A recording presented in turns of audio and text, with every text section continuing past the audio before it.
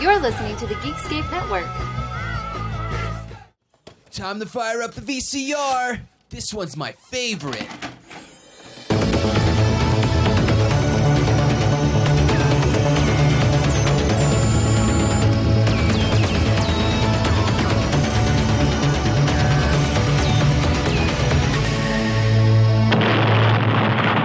That was gold. Welcome to Analog Jones in the Temple of Film. I'm Steve. And I'm John. And he's coming back for another week of the VHS podcast that looks at the box art, trailers, and behind the scene. This week we're doing another animated Batman film. A little bit, about 4 or 5 years past The Mask of the Phantasm. And this time we're looking at Batman and Mr. Freeze, SubZero. You wanted more, and it's here. Batman and Mr. Freeze, SubZero. Deep within the frozen Arctic, Nora! The love of Victor Freeze was shattered. There aren't any deceased donors that match. Then we'll have to use a live donor. Hi, Dad. Sorry I'm late. Hang on! An all-new feature-length adventure. Batman animation beyond anything you've seen before. Let me go! I want my daughter found. Don't worry, sir. We're on it. Brace yourself! If I'm not back in time, go without me. What? Wait! Look out! Barbara! SubZero. From Warner Brothers Family Entertainment. Own it. Only on video. So, John, how many times had you seen this before I made you watch it? I had started, but I think I've only finished it once. There was parts of it that seemed familiar, but I didn't remember the overall story at all. So I think I started it and just never finished. I just never even watched it. I guess I was at Batman fatigue at this point, maybe you could say. It was a weird film how it came out, because originally it was supposed to come out kind of like as a companion piece with the Batman and Robin film, the Joel Schumacher one. But that was received so poorly that WB decided to delay it 1 year, kind of like distance it from that. And then it came out, I believe, in 98.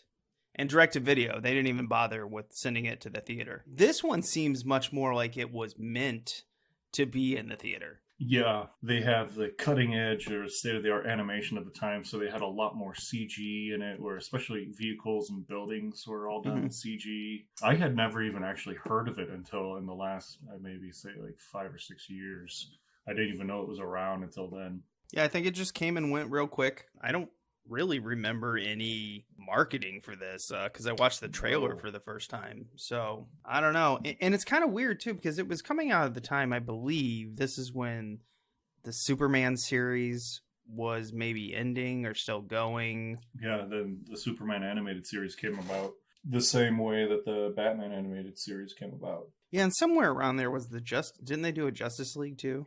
Yeah, they had a couple of those. They had a Justice League one. I think they had one called something like Justice League Unlimited. But those I think were a little bit later, and it was still the same kind of style. But like Batman had really tall horn. You know, their look changed ever so slightly, but they were all usually voiced by the same actors and actresses. That's actually why, because when I first started watching this, I was surprised to see that Bruce Timm and Paul Dini weren't a part of it, because they did the animated series and they were helping produce and direct the Mask of the Phantasm. So I was wondering, oh, this is going to be way different. And the little search I did was saying that Bruce Timm was involved with the Superman series at the time, and that's probably why he wasn't a part of the movie. Yeah, and this is the and kind of like just the bookend of the Batman animated series. In my view, because after that, you know, we had the Batman Beyond. Yeah. And I don't remember much about Batman Beyond. It seemed like a cool premise, but it was kind of, I remember we were either in tail end of high school or in college at that time, so even though we went to school for animation, our like Saturday morning cartoon watching wasn't really, you know, part of our daily lives, so... No, we were recovering from hangovers. Yeah, couldn't be stirred awake at those times. No, I was definitely into different types of animation. I got into, like, especially at the beginning of college, I started to get into the weird the weird stuff. Started a little trail away from the, more popular Cartoon Network. Well, Cartoon Network is actually where I got a lot of my weird stuff, but it was later at night. But because I remember Justice League, I believe, was on Cartoon Network. Yeah, because it bounced around, and they even did bring back another. With the animated series, there was the Batman and Robin animated series for a while. Yeah. And they came back, and then there's one where his look was a little bit different. Again, it was like it had like a hiatus for a time and came back. Yeah, you're right. They went through. I got a list right now. I just found Batman the animated series. That was from 92 to 94. Then we had Superman the animated series, and that was from 96 to 98. And I will always relate that. And this is not fair to the series runners or anything. I will always relate that to the horrific Batman Nintendo 64 game. I never played it, but I heard horror stories. Oh, it's atrocious. And then you had the new Batman animated series, or the new Batman Adventures. And that one was really short, like 24 episodes. Okay. The showrunner by Bruce Timm, too. He's done a lot of them. He even did like a CG Green Lantern show for, I think that had 2 seasons. It looked like it looked like the same way they were drawn, except it was CG. And of course, he was on the Young Justice. He was a help with that, and he had one of our favorite costumed heroes, the Flaming Sea, with his ever steaming hand mitt or oven mitt and all that stuff. So he actually created that with Conan. They animated him into some of the series. We had Batman Beyond from 99 to 2000. That one I had a decent amount. I mean, I guess 3 seasons. But 2 of the seasons were just 13 episodes. Oh, okay. So it's 52. Looks like they had 52 episodes. That's a pretty good amount. Static Shock. That one I do not remember. The title sounds familiar, but I don't think I saw that one. It says Kids WB, but aren't they all Kids WB? That was on the trailer before this one. I had forgotten watching the trailer on it. I'd be like, oh my gosh, I forgot that spot all the time. Yeah. It was the WWWB. Yep. Yeah. Then we got the Zeta Project. Yeah, I'd never heard of that one before. And then Justice League, which started in 2002, ran to 2003. That one had a decent amount. Yeah, that had over 60 episodes. Oh, wow. Yeah, I remember the Justice League being really popular when we were in college. And right after that was the Justice League Unlimited, which really confused me because I remember someone trying to explain it to me. They're like, no, there's Justice League, but now there's the JLU, which is the Justice League Unlimited. And I'm like, what the fuck are you talking about? So, is this like a supersized version? What is this? Well, it's a crossover. It's also got Batman Beyond in it, and I'm like, you can just stop talking. I don't know what you're talking about. Yeah, I have seen that episode. There's one where I don't remember if they've traveled in time or something, but there is Batman, and then there is also old Bruce Wayne who's helping Batman Beyond. I don't know that guy's name. Well, I always get confused too because the movies, because you have Mask of the Phantasm, SubZero, Batman Beyond, Return of the Joker, Batman Mystery of the Batwoman, which I forgot about. That just was gone from my mind. And then when I saw it, just the cover of it, when I was doing some research, I was like, holy shit, I remember that. I didn't see it, but I just remember a flash of it. And I'm like, man, that is gone. It's funny how we just Control-Alt-Delete that stuff sometimes, and then seeing it, you're like, it's just kind of, you feel it suck back into your brain, and your brain has to make more room for that memory again. You're like, ugh. We had Batman and Harley Quinn, which was 2017. I don't think I saw this one. That one has Nightwing in it, so it's the grown-up Robin who is on his own, and they have to team up with Harley Quinn and, fight alongside her. Yeah, there's so many, just going through all these animated films and series.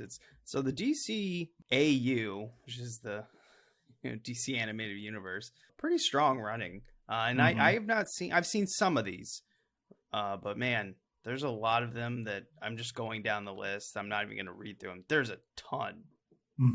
Pretty impressed. Yeah, a lot of good ones. A lot of them are just, animated versions of famous comic books, like Batman Year One. You've got Superman All-Star. A lot of those are great. Did you ever play the Adventures of Batman and Robin for Super Nintendo? I played, I want to say it was on Sega, and we rented it once, maybe? I think it was on Sega, yeah. And I just remember the fighting the Joker on like a roller coaster, and it was difficult enough to where I kind of didn't want to play it anymore. I got all the way to the end of this and never beat it. It pissed me off. We ended up taking it back from renting it. Mm-hmm. And like I don't know why. I don't remember this game particularly being that good. I just was obsessed with beating it for some reason, and I never did to this day. Every time I think about it, I'm like, oh, I made it all the way to the end. Yeah. And then I remember we returned it to the video store, and someone or multiple people kept renting it over and over, and I just never got my hands back on it. And then, it just like went away. Like I just gave up. I'm like, it's not worth it. But do you still feel a little bit of that, like, right now?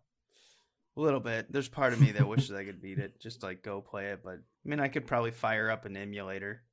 Yeah. I guess getting into this film, starting with the cover art. Now, we just went through our history. Neither of us had really seen it. You'd seen parts of it, but just like skipped over it. I don't like this cover. It is really goofy. Yeah, and I think this is what gave me the idea that it was much more like a straight little kids TV show.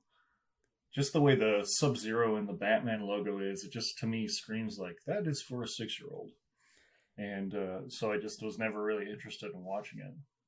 Yeah, and then you watch the film and you're like, whoa, this is not for 6-year-olds or whatever. Yeah. This may be the most violent Batman animated series, show, movie, whatever that is related to it. I think this is the most violent, and this isn't even rated. Yeah, I saw that it had the logo, but to this day it still has no one knows what it's rated.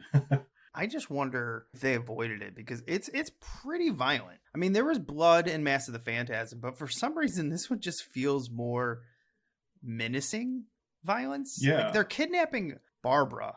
I mean, they're kidnapping someone and then they're going to do, they're going to steal her, whatever. I don't even know what organ, but they're going to steal her organ and it may kill her. Wow. Yeah. They never say what organ it is, but there's not many you can do without. Yeah, it's like, are you going to replace her organ? You're just going to leave her in a bathtub? Yeah, bathtub ice. A note, hey, thanks. Thanks for all the help. Yeah. Looking at this cover, it's really goofy. You've got the two polar bears in the background. Then you got Mr. Freeze's wife, Nora Freeze. The Batman symbol, which is a lot like Tim Burton's, by the way. Yeah. It's got SubZero, like the ice carved into it. The back tells you more of the story. You're like, oh, this is from the animated series look.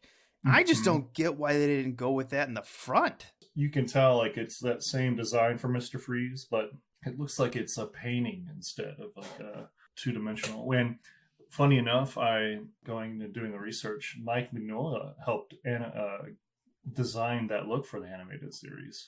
Yeah, I just go with the Batman animated series look. It's worked. The Mask of the Phantasm rented really well. Mm-hmm.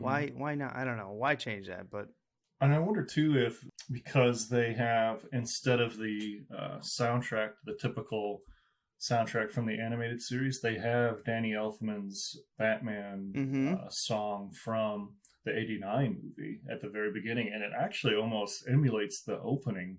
Yes, very similarly. That's one of my notes when we get into this. I was like, copy. Why are they copying the Bat? I don't know. We'll get into that. It's just odd to me. There's a lot of oddities in this film. Mm-hmm. So getting into the description here, we've got the ultimate Batman adventure explodes into nonstop animated action when the Caped Crusader's chilling nemesis, Mr. Freeze, returns to Gotham City and kidnaps Batgirl. In their desperate quest to unravel the mystery, Batman and Robin discover Batgirl's disappearance is all part of Mr. Freeze's frigidly fiendish plot to help his dying wife.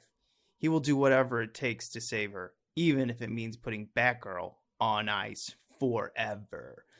See, on ice. See, he's going to just leave her in a bathtub. We're right. With the time ticking away, Batman and Robin embark on a blazing high-tech rescue mission, leading to an unforgettable, heart-stopping showdown with the cold-blooded madman. Powered by state-of-the-art animation and pulsing with action-packed excitement, Batman and Mr. Freeze SubZero delivers cool, cutting-edge entertainment and thrilling suspense. I do have one bone to pick, another one. The title's weird. Batman and Mr. Freeze, subtitle SubZero. Why don't you just call this Batman SubZero? It implies like they're working together, and they're definitely not. Yeah, and was I guess because this is, supposed to be coming off the coattails of the Batman and Robin movie with Arnold as Mr. Freeze, I guess they just really wanted everyone to know Mr. Freeze is in this, and maybe SubZero they thought wasn't enough. But it's just a bad title.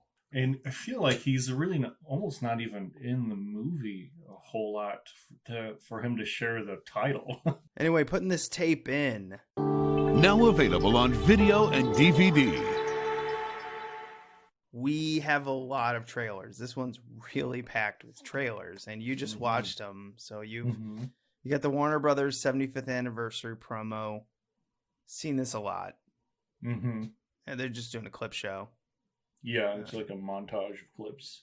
Yeah, and then Quest for Camelot. I don't think I've seen this. I didn't even know it existed. When I popped it, I was like, how did I miss this? Yeah, I have no memory of that. Yeah, the thing that caught me off guard was the Bugs Bunny and Roadrunner movie.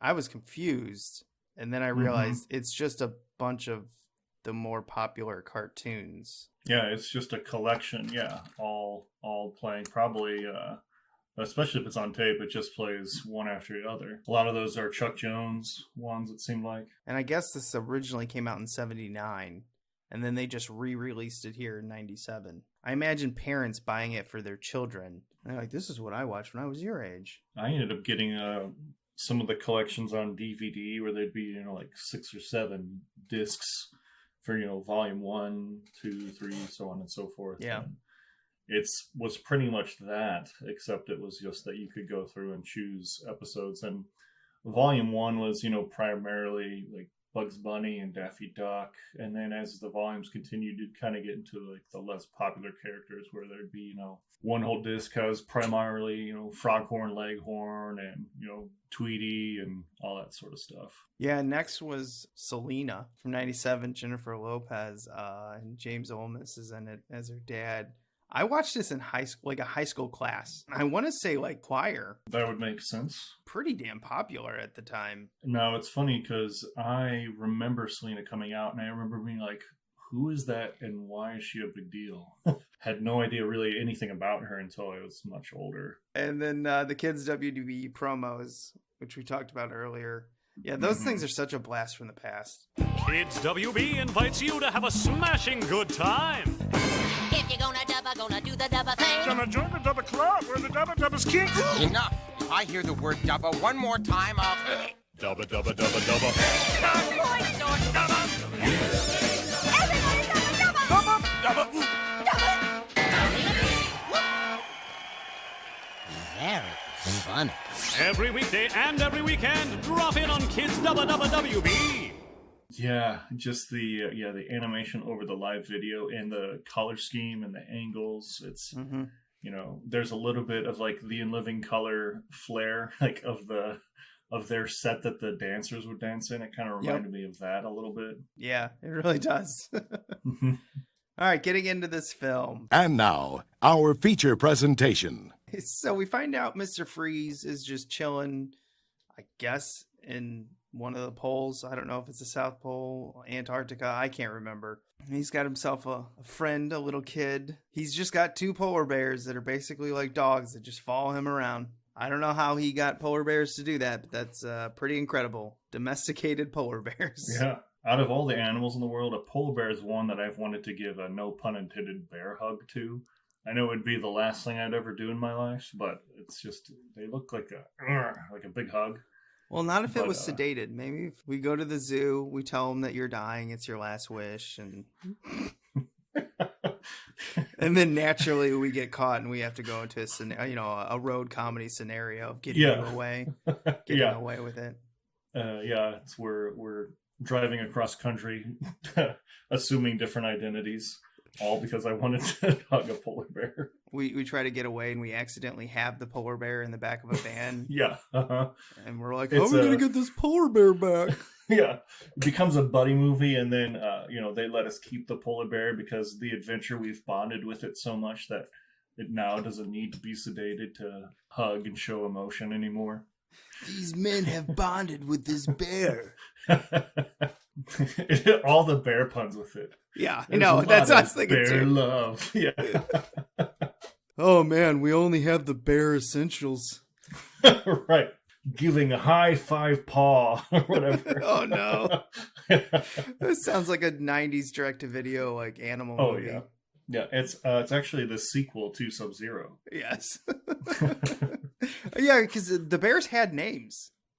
Yeah. I only picked up one. I already forgot it, but I just thought that was hilarious. Yeah, they were slightly different colors, so you can determine one from the other. I did just like watching them, how they were constantly just like with their mouth open trying to catch salmon swimming around, and they just kept missing. So they're just swimming around with their mouths open, almost like they're yelling the whole time. And then Mr. Freeze just straight up murders an entire submarine of people. There's like 30 men in there. He just freezes them all. Right. They did almost kill his frozen, already dead wife. Kind of dead, maybe not dead. Yeah, because it kind of depends on what you read. I mean, this is after the Tim Burton opening, which confused the shit out of me.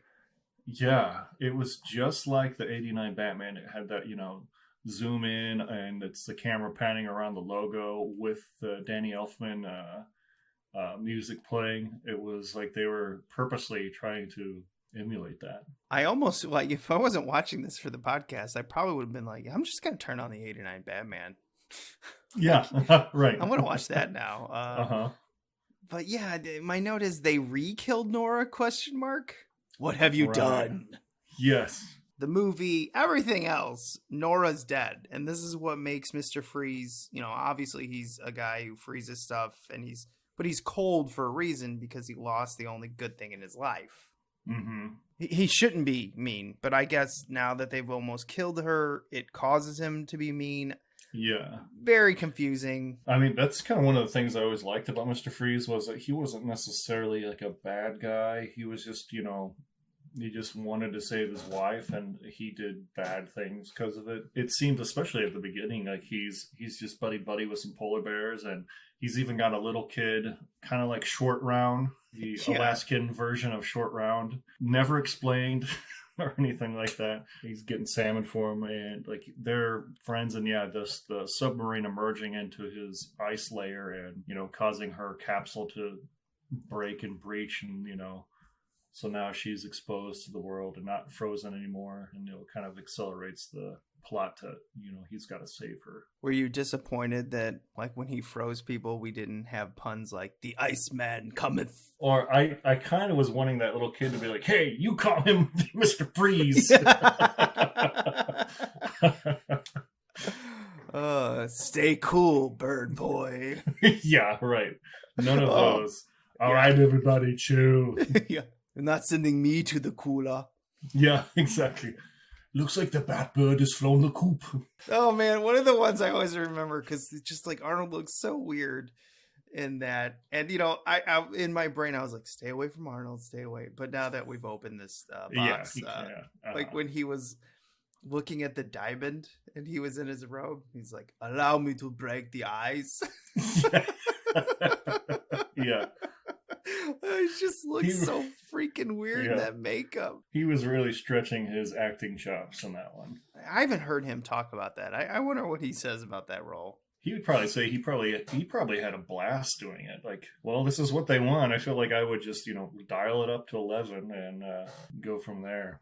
I forgot Robin was part of the animated series. I don't know why, but I think at the tail end of it, they introduced, like Batgirl, Robin. It was as the animated series progressed, they introduced those people, and I kind of was. I always liked those with Robin. I always thought Robin was cool growing up, and so when he showed up in this, I was, the little kid in me was like, oh yeah, great, and I kind of got more excited about it. When Commissioner Gordon calls him Dick, I giggle. And that was one thing that was different from this movie compared to Mask of the Phantasm. Like, this one, you could tell had a little bit more direct-to-video quality. When you're an adult and you go back and looking at a cartoon with, fresh eyes, you can be like, ooh, that doesn't look like my memory of it is. And this one especially was that way, where some of the animation just wasn't as good quality. If I had to nitpick about something, it's still great, and I still love it, and there's lots of great stuff in it, but it just wasn't on par quality-wise, Mask of the Phantasm. The script needed another pass, in my opinion. Mm-hmm. There's some things I'm like, the whole bringing back Nora to life just makes no sense to me. Yeah, because we get a doctor in her, like an evil. I don't even know if the doctor's evil. He's not, but he gets turned pretty easily and quickly, it seems like. Yeah, he goes into this really quick just to get the gold. So he's doing evil things for money. So that's a bad guy. He helps kidnap this woman, Barbara. Yeah, he gets recruited by Victor Fries because they used to be partners and they used to work together before the accident that turned Victor Fries into Mr. Freeze. And so he recruits him to help save his wife's life. Oof. And so while he's trying to help him out, they realize that, she needs not only a blood transfusion, but she needs an organ transplant, which they never list. And funny enough, they keep saying that her blood type is really rare, and it's AB negative, which can be, I think, distributed to it's one that can be is like a universal donor, I want to say. It can be given to everybody, but I don't think they can receive. It's one of those where it's more universal than they made it out to be. Yeah, they should have just made up a blood type. That'd have been funny. Yeah. So one of the rarest on the planet. So rare, people don't even know about it. Yeah, she's got K. She's got blood type K. She's got killer blood type. Yeah. I don't know why it's Reagan is saying it. President Reagan is like, It comes back out of nowhere. Yeah, the movie's so fast. They take Barbara, which does not play a damsel in distress. She's constantly fighting back, constantly trying to get away. I like that. Yeah, I agree. So, she did her part as Batgirl. She's like 20 at this time, so not quite Batwoman. Mm-hmm.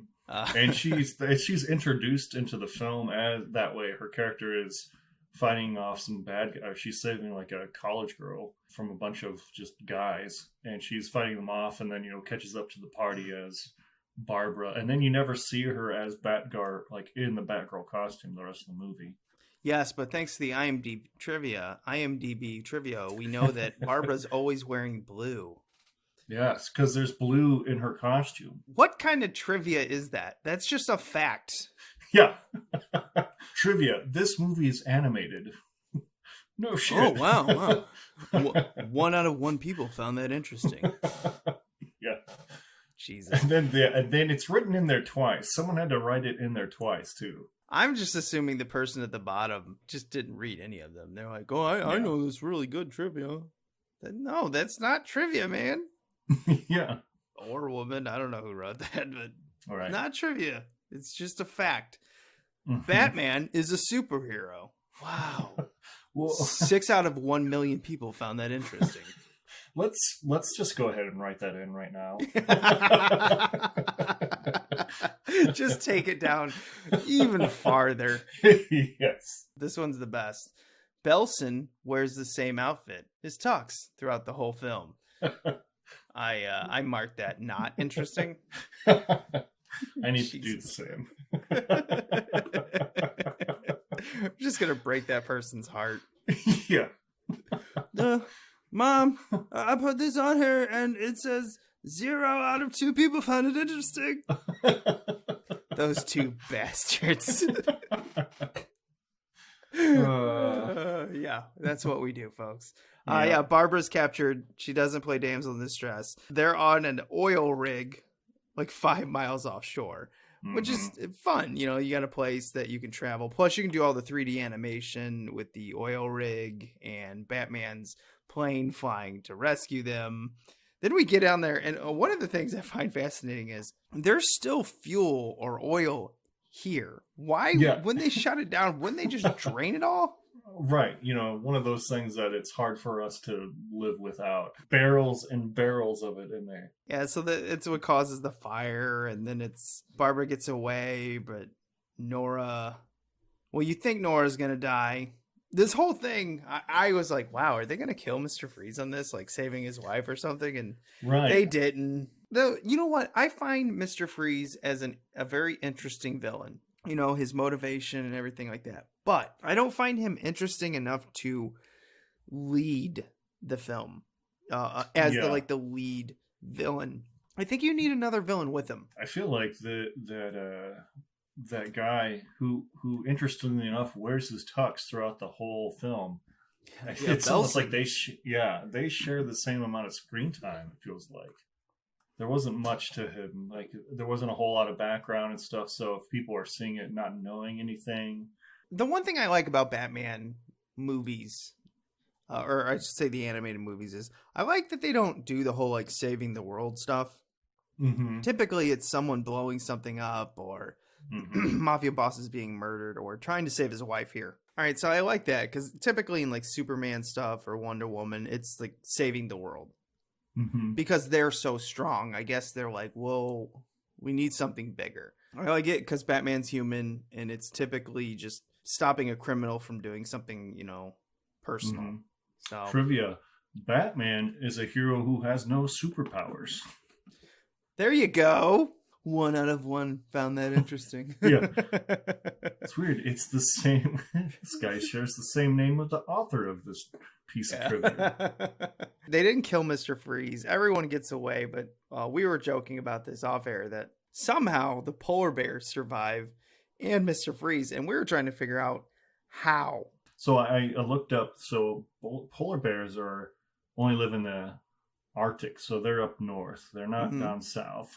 If they're 5 miles offshore, you know, can they swim all the way to like Alaska to parts of Canada? Because this Gotham is in New York, according to the map and what they're saying on the screen. So you got to have 2 polar bears and Mr. Freeze. Now we saw them on land at the end of it because we find out that Nora has actually been rescued by Wayne Enterprises, who got her a new organ. So I guess she's alive. My whole thing is like, wouldn't that make Mr. Freeze want to go to Nora? Yeah. But it looks like they're like having him walk to the Arctic through Canada. That's just our assumption. We don't know. Wherever they're at, it's very cold. There's clearly a blizzard outside. You know, 2 guys at this outpost or whatever are watching the news all bundled up. And yeah, so Mr. Freeze finds out his wife is still alive. Yeah, you think he would want to go after her. It seems, though, like it's got to be somewhat recent after the whole climax on the oil rig, because his leg is broken during that, and he's made himself a cast out of ice on his leg. But he doesn't have his ice gun. That's what I was trying to figure out. I was like, how? Yeah. How did he do that? That's pretty much all I have to say about the film is after that. It's not as good as Mask of the Phantasm, but I was pleasantly surprised because I thought it was going to be bad. It had some flaws, but overall, it kept my attention as an adult. It didn't get super goofy. It's got a lot of action. It's Batman, the animated series form. That's enough to make it fun, but it's a Mr. Freeze movie. Honestly, Batman and Robin are side characters. Yeah, and they try to have like a love story between Barbara and Dick Grayson. Yeah, they're just not, it's not circling where they're, on screen the majority of the time or anything like that. They're, more of a side character, like you say. Commissioner Gordon really wants her and Dick to get together. Yeah, he is. That's like a whole out of the way speech. It's a little too pushy. It's like, you get the first dance, well, the next one's all, I'm doing it. I don't think so. And then he's like, he like likes that response. He's like, has that still framed smile. Yeah, he's like desperately trying to I would say like marriage or whatever, stuff like that. And I'm like, she's 20, calm down. Yeah. Time to go to the museum.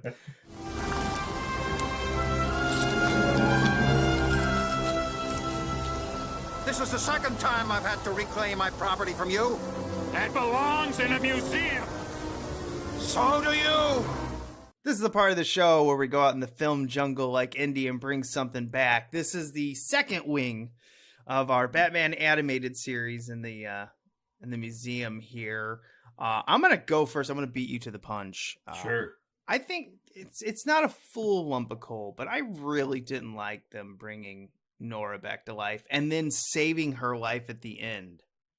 It doesn't make any sense. You've just killed Mr. Freeze's backstory. And it didn't feel like it's enough to where like they wanted to completely close the chapter on his character and just not have him, because then he has no longer need to be Mr. Freeze, and it wasn't enough to like having him, and it wasn't even. It's like they tried to do a walking into the sunset, but it was walking into the night of a snowstorm shot, but it just didn't. That didn't feel like a good enough ending to like end the character for good. Yeah, I mean, honestly, I think you just take his life and then that's what saves Nora. Or just don't show us that he's alive. He like sacrificed himself to save her, the love of his life. That's the whole, what he's been trying to do. So what you got?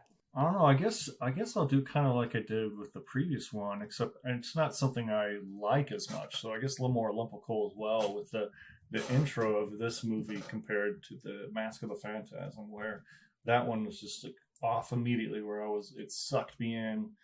This one it was just like a soft reboot of the '89 Batman intro. You got the same music. It was the same logo, the yellow logo, and that's another thing too. I thought was funny. Coming back, like when they leave the Batcave and the Batwing, he has to fly through a giant door that has his own logo on the inside. Yeah, like who would? Okay, it's like putting your name on the inside garage door, so you can see your name before you leave the garage. Like I thought that was weird, and it maybe was Batman's having memory problems. Yeah. Oh, yeah. Maybe he's got starting not to remember who he is. Yeah. It's just like, well, he's probably had a lot of concussions.